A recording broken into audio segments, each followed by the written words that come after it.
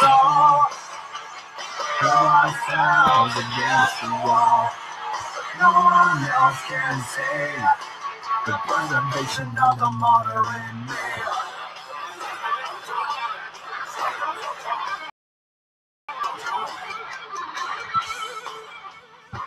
Right. So this is a comment I put up on a Paul Stamets video. Mycology of psilocybin mushrooms. There's the link up there. But you can look this up. Smoking JDQ. Okay. So, and I'm recording this for Loom. So I'm going to also play around with recording this on Instagram and put it up there.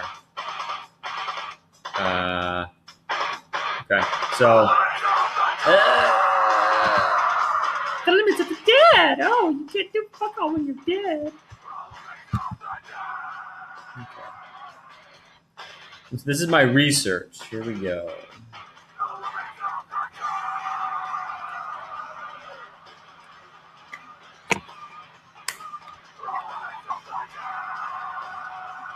Hey, what's up, everybody? I'm recording this as like a screencast, but I'm also gonna put this up on Instagram, just because I can. So let's see what's going on here. So this is a Paul Stamets video about mycology of psilocybin mushrooms. I haven't watched the whole thing. I just kind of grabbed it randomly and dropped this post in there, or this long comment. See, it's here. So I'm going to read it, and you guys can go look at it if you want, but I'm going to read it. So let me, as much as I like Slipknot, let me cut this down. Okay. So, to whom it may concern, I am aware that I do not present a polished and politically correct representation of myself or my research. We could chalk it up to PTSD or bipolar or label it as some other disorder and write me off. But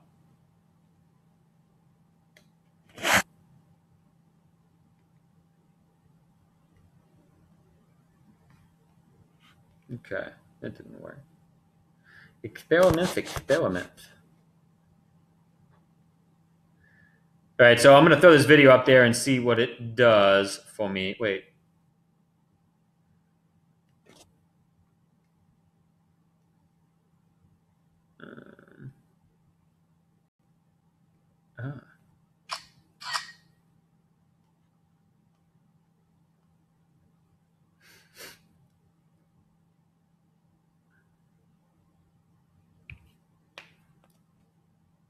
All right. All right, so I'm going to go ahead and use this. I'm recording myself fuck this up over and over again. And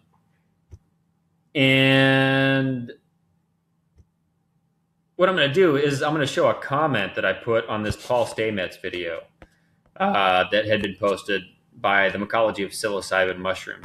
He might have been talking about, I don't know. I haven't watched the entire thing. I just kind of grabbed a random post. Right. So, and I think this will be live, and then I'm recording this so I can put it up on YouTube and then give it to you guys later if you're just too busy to tune into the live on Instagram. And it's not like I got a lot of followers. I got like 8. Like, who gives a fuck? But this might be the kind of thing that can get me more followers. Mm-hmm. So if you like it, share it, tag your people in, and be like, hey, this guy might be a dick, but he says some interesting shit. Let's listen. Okay. Just listen to what he's got to say. All right. So let me flip this around. There you go. So there's the video. You don't need to see I'm recording. Look at my face while I look at my face. Okay. Okay, so the mycology of psilocybin mushrooms with Paul Stamets. Now, like I said, I haven't seen this whole thing. I've listened to about 8 minutes of it in the background while I was checking to see how much of my comment was saved and that somebody had liked it. Right? I've gotten a notification too. Move you over there so you're not in the way. Okay. So from Joshua Roberts, that's Ego Proctor, that's me. See that little symbol right there? That's how you, right? And then it's my titty. It's my titty. It's my titty. Okay. So, so this is my, I guess, statement to the world on a random YouTube video. Fuck yeah. Okay. To whom it may concern, I am aware that I do not present a polished and politically correct representation of myself or my research. We could chalk it up to PTSD or bipolar or label it as some other disorder and write me off. But I think of it more as the way an autistic child throws a tantrum when their attempts to communicate are being ignored by the parents or adults who are supposed to be compassionate and caring, are not listening to the mind that is speaking, but to the expectations of their own imaginations that do not have a working reference point to make sense of the messages being presented by the autistic mind. I would like to share a bit of my research into the evolution of human culture and language as it applies to consciousness, and see if anyone that frequents these pages is interested in helping me find a stable living situation in which my mind can continue this work. Currently, I am living off of charity. I have a house sitting opportunity until April 20th, 2017. I've had around 150 jobs since I was 17, most lasting a couple of weeks to a couple of months before the boss, for various reasons, has to fire me, regardless of how good a worker I am, because my mind doesn't fit into any established rule systems. Here, we have a single event, solar flares that affected the globe and ended the last ice age. And so you can open this up and you can look at it. We'll just do that really quick, and you'll see this is Paul Lavalette. Evidence for a solar flare cause of the Pleistocene mass extinction. Paul Lavalette. Right? This was in radiocarbon, dated to 12,837 years ago, plus or minus 10 calendar years. So approximately 13,000 years ago. Okay. He goes into all the details about ice core samples and stuff. So the date of the solar flare cataclysm is approximately 13,000 years ago. Here we have Dr. Robert Schoch independently dating the original construction of the Sphinx to about 13,000 years ago, and confirming the dating of the site at Göbekli Tepe to the same time period. He also points out that underground cities are found not only near Göbekli Tepe, some 13 levels deep with evidence of livestock and agriculture, but globally. Okay. Anyway, but you guys can read this. I'm just showing you what's here. Okay, so Robert Schoch. Now, in his book, just to be fair, in his book, because his official publications and the political nature of academia, he does admit that he originally dated the construction of the Sphinx to about 5,000 to 7,000 BCE. That's before the current era, which would make it 7,000 to 9,000 years ago. And when he showed it to some colleagues, they looked at it and they were like, of course, why didn't we look at this before? And other evidence came in from work with other groups that said, well, look at the other data we've got. This thing most likely was happening about 13,000 years ago. Okay. You can look him up on YouTube. He's got plenty of interviews. He's been doing this for like 20 years almost. He's pretty famous because of it. Okay. Here we have Anthony Peratt discussing his work into high-energy plasma physics at Los Alamos Laboratories and showing how the morphology or the patterns being made are stable across 14 orders of magnitude, theorized to be stable up to 28 or more, and these exact formations are carved on rock globally in the hundreds of millions before there is any evidence of written language on planet Earth. Okay. So, no. Yes.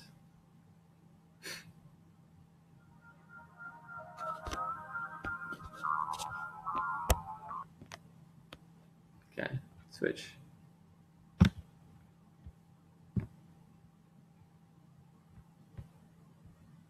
easily imagine. I mean, what can you relate this to? Well, you can relate this to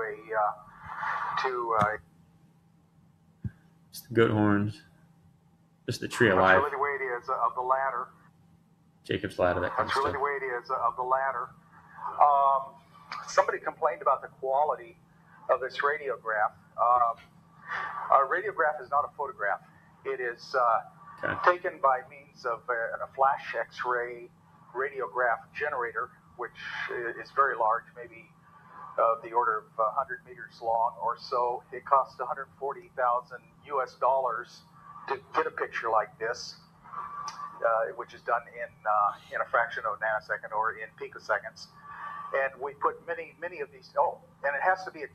We're looking through different layers of metals, steel and copper, other heavy metals, and it has to be extracted. The picture has to be extracted, and that's why it's so expensive. So it's not a photograph, but it still gives you an idea of what is actually happening inside this chamber. And of course, the X-rays produced are lethal, and so everything is covered in lead, and people are kept a mile away, and so on. And a lot of these are done half a mile downhole the Nevada test site. Okay, you see what I mean? Like, this is like fucking. This is some heavy duty fucking shit, right? This isn't picking your nose and talking about black holes. I'm going to have the lights off and then rock and roll here. I have this is a photograph of Peter First. The photographs I'm going to show today, most of the photographs I've been showing for the past two talks are most all of them have been mine. Okay, so this is his paper that you could read, and you'll be able to start to kind of see what he's talking about. And he'll show you pictures, and there's descriptions, and there's the math. His website is plasmauniverse.info, but it goes up and down occasionally, so I found this on somebody else's site, and they had put it up, right? So you can see some of these formations, and then what he ends up getting into is that these things are carved on rocks all over the world. So man saw this everywhere. This isn't just something. This is from southern Mexico, about 500 years AD. This isn't something just that mankind just dreamed up because of mushrooms. Right? Just to link it in with this thing. This is specific to the high energy discharges that we can point to solar flares. Okay, so here we have Marinus Anthony van der Sloos, ancient linguistic expert and global mythology expert, who traveled the globe with Peratt and others, not only documenting the GPS readings of the rock art, but cataloging the myths of all the tribes and cultures he encountered. To date, he has a conservative number of agreements at 425 between global mythical themes and the Axis Mundi, or world axis. The Tree of Life mythology with the work of Peratt and the solar flares and the rock art. So if you guys go...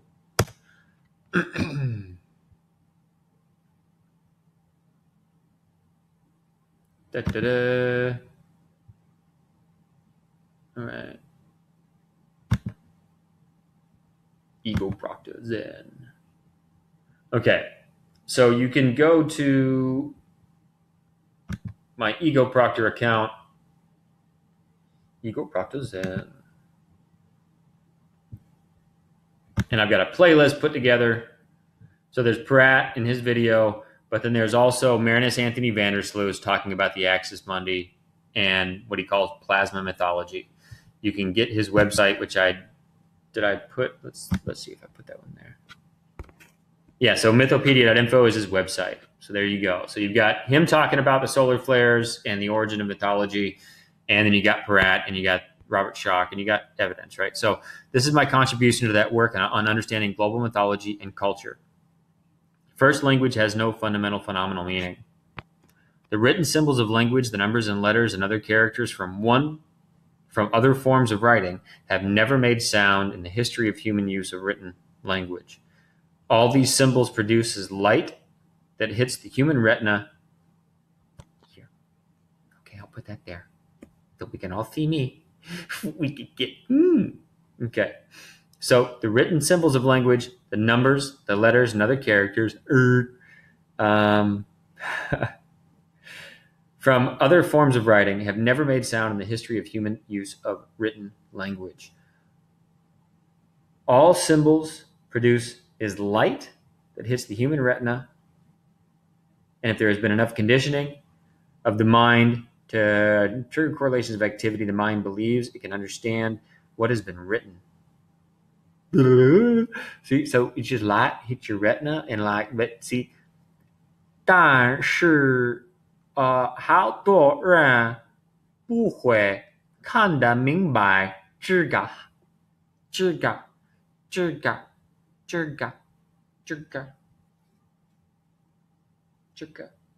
不知道，这个我忘记怎么说。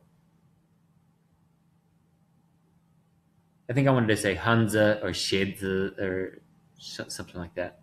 But it doesn't matter. If you can't read Chinese, that doesn't make any fucking sense. Okay.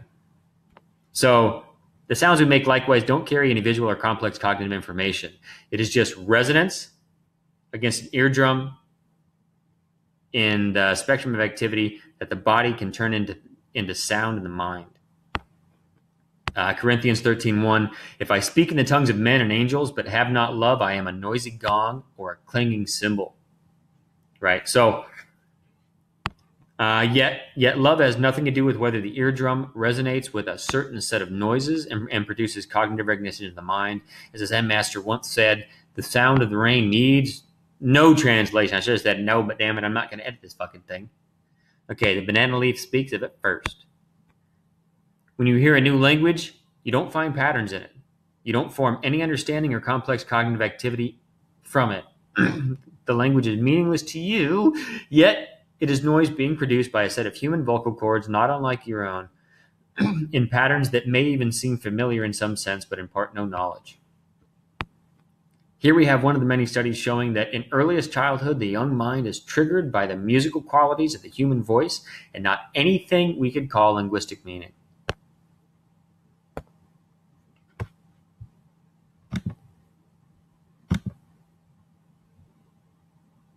Right, so this goes into linguistic learning, and it's just a really cool paper.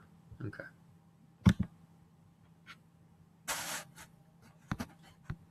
This makes all of language a correlation of activity with no actual meaning, creating an AI structure that is programmable and controllable.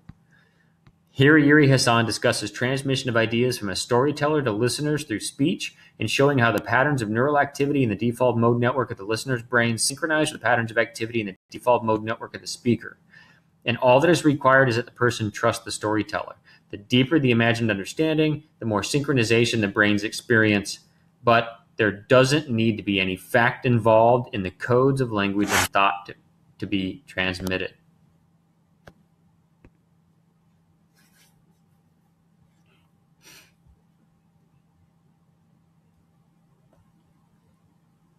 Okay.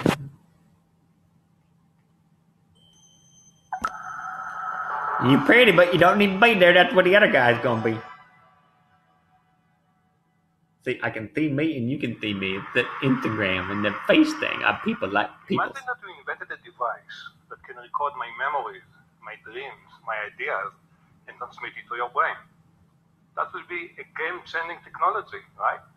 But in fact, we already possess this device, and it's called Human Communication System and Effective Storytelling. And to understand how this device is working, we have to look into our brains. And we have to formulate the question in a slightly different manner. Now we have to ask how these neural patterns in my brain that are associated with my memories and ideas are transmitted into your brains. And we think that there are two factors that enable us to communicate. First, your brains now is physically coupled to the sound wave that I'm transmitting to your brains. And second, we developed a common neural protocol that enables us to communicate. So how do we know that? In my lab in Princeton, we bring people to the fMRI scanner and we scan the brains while they're either telling or listening to real-life stories. And to give you a sense of the stimulus we are using, let me play you now 20 seconds from a story that we used, told by a very talented storyteller, Zimo Grady. So I'm banging out my story and I know it's good. And then I start to make it better by adding an element of embellishment. Reporters call this making shit up. And they recommend against crossing that line. But I had just seen the line crossed between a high-powered dean and assault with a pastry, and I kind of liked it. Okay, so now let's look into your brains and see what's happening when you listen to these kind of stories. And let's start simple. Let's start with one listener in one brain area, the auditory cortex that processes the sounds coming from the ear. And as you can see, in this particular brain area, the responses are going up and down as the story unfolding. And now we can take these responses and compare it to the responses in other listeners in the same brain area. And we can ask how similar are the responses across all listeners. So over here you can see 5 listeners. And we start to scan their brains before the story is starting, when they simply lie in the dark and waiting for the story to begin. And as you can see, the brain area is going up and down in each one of them, but the responses are very different and not in sync. However, immediately as the story is starting, something amazing is happening. So I'm banging out my story, and I know it's good. Do it, B. And I start to make it. Oh, over here. You can see that the responses in all of the subjects going look to the story, and now they are going up and down in a very similar way across all listeners. And in fact, this is exactly what's happening now in your brains when you listen to my sound speaking. And we call this effect neural entrainment. And to explain to you what is neural entrainment, let me first explain what is physical entrainment. So over here you can see 5 metronomes. And think of these 5 metronomes as 5 brains. And similar to the listeners, before the story starts, this metronome is going to click, but they're going to click out of phase.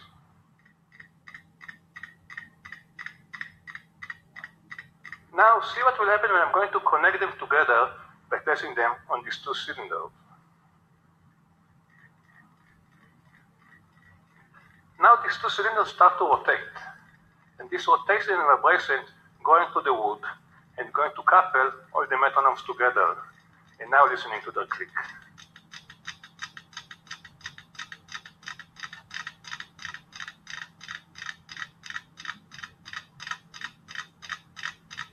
And this is what we call physical entrainment.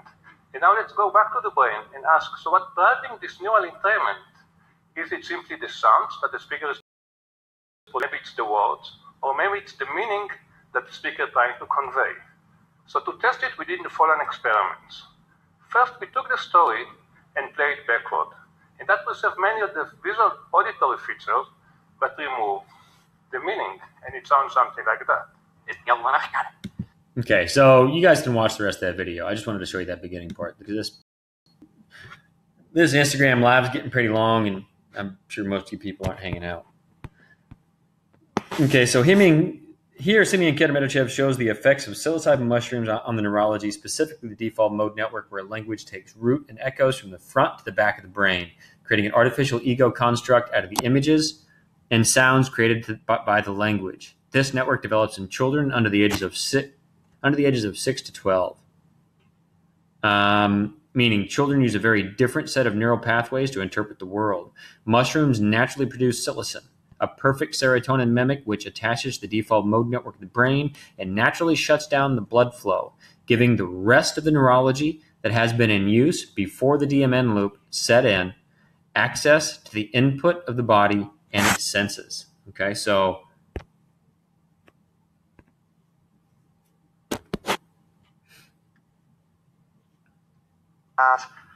is active by default and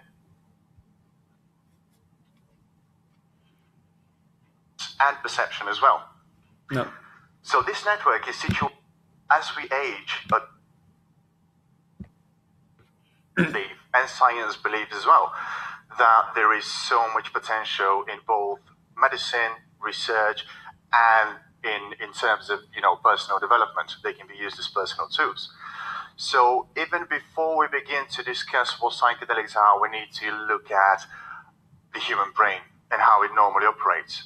See, the adult brain is largely run on automatic software. What that means, you might know that you've got billions and billions, around 80 billions of neurons in your brain. And these exchange signals, they exchange information, and they process stuff for you. That's how you feel, that's how you think, that's how you memorize, etc. And no single structure of the brain is responsible for your human experience. Your human experience is dependent on multiple neurons firing together simultaneously, perfectly, synchronized in time. And that's how you think. That's how you perceive. Unfortunately, though, as we age, adults tend to think only in set neuronal networks. When a child is born, the child's brain operates very differently. The child uses a much larger neurological potential and capacity of their brain. They use very different signals in comparison to adults, very different neurological paths in comparison to adults. And that produces some weird effects. We should all agree, children are weird. They could fall a lot, they could ask weird questions and all that. And that's why they are weird, because they use very different neurological paths in comparison to adults. And I'm going to focus on one particular such neurological network in your brain. This is the default mode network. And as you might have guessed, it is your default functioning mode inside of your brain. That is a default functioning network of neurons in your brain that is largely responsible for your human consciousness and perception as well. So this network is situated in your medial prefrontal cortex, which is somewhere around here, you can see on the picture, and your posterior cingulate cortex, which is somewhere around here, and they connect with the angular gyrus. Now, this network is active pretty much all the time. It's active anytime you're not engaged in a particular task. It's active when you're thinking about yourself, when you're thinking about other selves, when you are engaging in detailed memory recall and moral reasoning, when you are giving judgments and labels and evaluations to yourself and to others and to society and all that. And your morals are trained concepts. Well. So you tell me how often you use this network. It's active pretty much all the time. And the thing with this network is that it's active by default. And after the ages of 6 to 12, it gets so reinforced in your brain that you're not really able to think outside of this neurological network. You're not really able to just go ahead and say, "Ooh, I'm going to avoid that now, and I'm going to use my, extra neurological potential." You just know how it happens. Because with age, we tend to just fall within these networks. And whether we like it or not, they will process stuff for you and for me and for us in a specific way, whether we like it or not. So why am I telling you all of that? Well, because of this loopy automatic network, we are kind of the way we are. Go to Lesher Bach. Psychedelics have been found to have Go to Lesher Bach, all about the strange loopy nature of thought. In these two brain areas. And fucking amazing book. We are looking at psychedelics today. What are psychedelics? Well, first of all, psychedelic is a word, it's a concept. It's derived from ancient Greek. Psych means mind or soul, and delum means to show or to reveal. So that translates into mind, mind revealing, or commonly used as mind expanding. So there are many different substances that could be, classed as psychedelics out there. And I want to stress, really put emphasis on something here. They are a completely different category of things in terms of qualitative experience compared to anything else you might have, come across on the street, or you might have heard of from your friends, smoking ganja, maybe taking some cocaine and ecstasy. This is completely different. This is a whole separate category of things. And I'm going to focus particularly on one specific kind of them today. These are called the serotonin receptor agonists. LSD, psilocybin mushrooms, and DMT, also known as ayahuasca. Out of these three, I'm going to focus on a particular one, and that is the psilocybin mushroom. You might see psilocin underneath. Well, psilocin is the active ingredient in psilocybin. When you consume a psychoactive, mushroom, psilocybin breaks down in your stomach, and psilocin is what does the magic. So that's where the magic mushrooms come from. And I said that they are serotonin receptor agonists. Well, what that means is that they don't agonize, your receptors or do harm to them. What they do is that they bind with them. The psilocin molecule, there's a picture for you here. The psilocin molecule is an exact replica of your serotonin molecule, which you produce by yourself. It's an exact replica in nature. It's as if nature was playing copy and paste with that. And the way it binds with the receptor is absolutely magnificent because it doesn't do any harm to the receptor, doesn't cause toxicity or anything, no tissue damage and all that. And it's the exact same copy of serotonin. It's pretty brilliant, isn't it? And magic mushrooms, or the psilocybin mushrooms, they grow in almost any climate zone. There are over 200 species of them around the world. And they've been used up to 6,000 years before Christ came.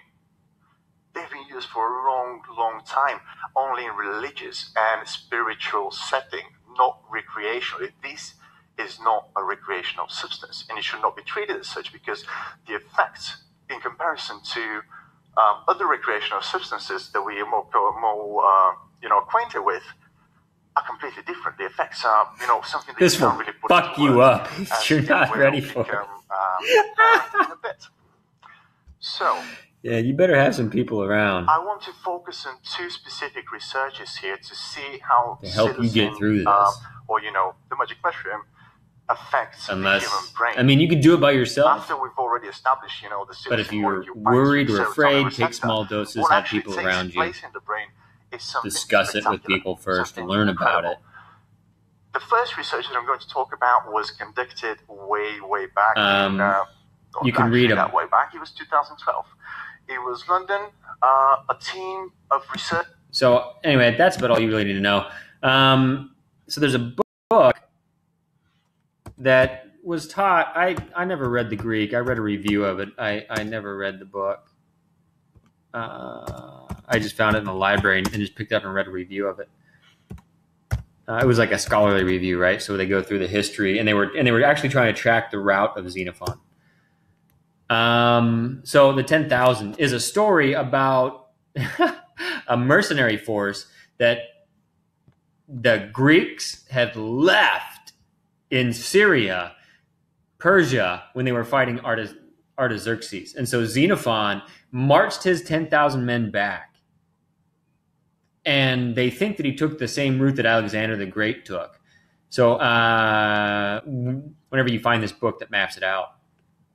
And in that is this amazing story. Oh, there I am. And then in that is this amazing story about how his troops were starving to death, marching up to the mountains of like Anatolia, would have been about then, maybe Turkey, somewhere up in there, trying to get back into Greece. And they came across this village or this tribe in the forest. They were starving, and this massive army finds all these bees and all this honey around, and it's this weird green color. And so the motherfuckers eat all the honey. Well, it turns out that the bees were making honey out of fucking psychoactive fucking plants. And so they just tripped their fucking nuts off for like 3 days, gorging on this fucking honey. And then they march back into fucking Greece. And then Xenophon becomes a politician, kind of learns how to write better. I mean, he was like a general or something, so he had a minimal education, at least in politics and writing and things. And so, became kind of a statesman and wrote a history and whatever. He was a fucking whistleblower, I guess, kind of the ancient world. So, yeah, Xenophon. Yeah. Okay.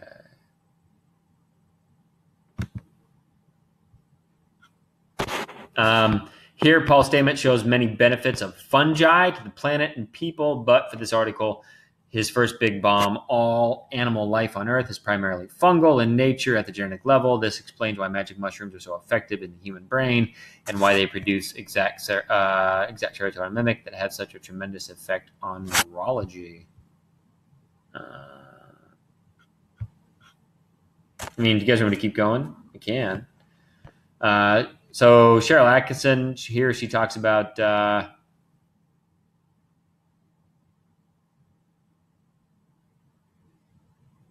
Atkinson, ex-CBS reported, like, I'm just tired of reading this shit. So you can come here and finish it. This is about why vaccines are shit. This is how they use the media to program you, and that they control what's in the academic journals and in the educational system that the government does. So my conclusion would be that language, while useful, has no phenomenal or intrinsic meaning. It creates in the human default mode network a state-programmed AI that informs the consciousness of how to behave based on the linguistic triggers of the state and its corporate or religious or political factions. We can look at the origins of global mythology from the solar flares and see how this happened. The solar flare cataclysm is estimated to have lasted for at least 1,000 years. The oral traditions began during these events, being passed down by generation while the events, when they finally did end, the stories continued, and we see globally each culture not only began with different interpretations of these events in different languages, but the events evolved into various forms of complex mythical systems, from Zeus to the Vedas to indigenous peoples and to the myth of Jesus. Using Dr. Richard Carrier's work on the historicity of Jesus, I have been able to show that the being of light in antiquity from which the Jesus myths began was just a part of these solar flare cataclysmic events. And with work from P.J. Gott in Following Philo, a second exegesis of the Old Testament adds a second layer of confirmation of the evidence that Jesus never existed. Adding in Money Changes Everything by William N. Goatsman and Beggar Thy Neighbor by Charles R. Geist, we can see a history of money and the birth of Wall Street and Orwellian cultural replacement in Babylon. Tracing through books like the Historicity of the Patriarchal Narratives and the Mythic Past by Thomas L. Thompson, we see that Moses was never real and that Abraham and David and Solomon were never real either. Just artifacts of a banking system using language to create fake religions to hypnotize the masses and control them with fear.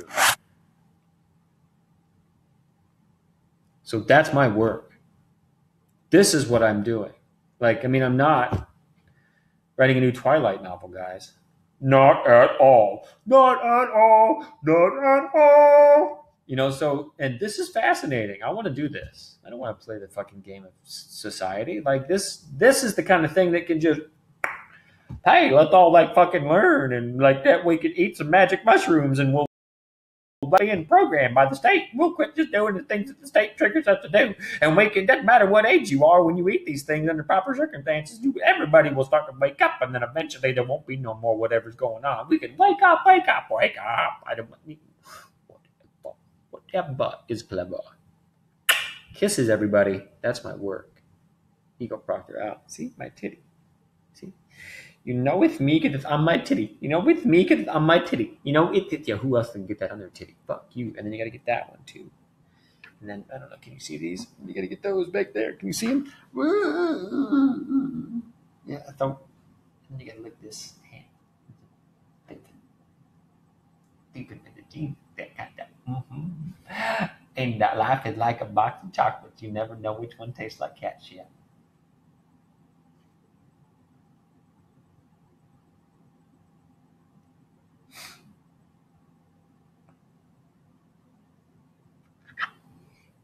Okay, whatever. That's over. Thank you.